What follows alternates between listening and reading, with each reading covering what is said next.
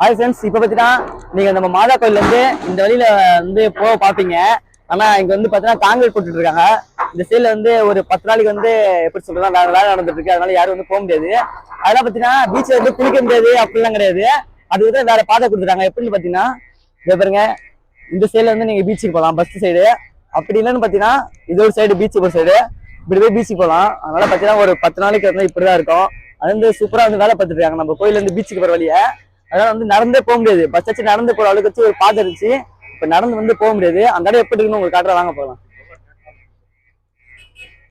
இங்க பாருங்க, இதுதான் அந்த பீச்சுக்கு போற வழி. அது எப்படி வச்சிருக்காங்கன்னு பார்த்து பாருங்க.